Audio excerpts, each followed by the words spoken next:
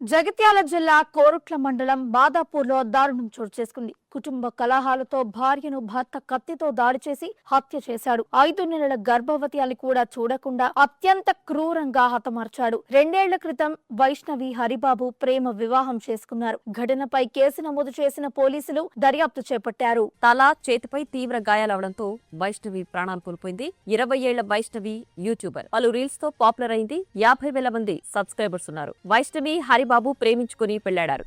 8 నెలల క్రితం వీరిద్దరికీ పెళ్లి జరిగింది. అయితే ఈ పెళ్లిని అబ్బాయి తల్లిదండ్రులు ఒప్పుకోలేదు. దీంతో అత్తగారింట్లోనే ఉంటున్నాడు హరిబాబు.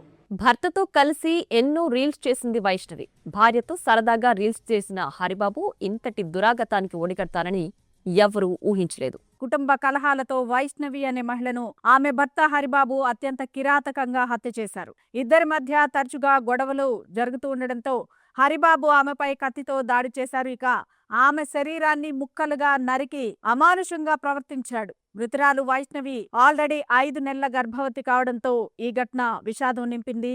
సమాచారం అందుకున్న పోలీసులు నిందితుడిని అదుపులోకి తీసుకుని కేసు నమోదు చేశారు.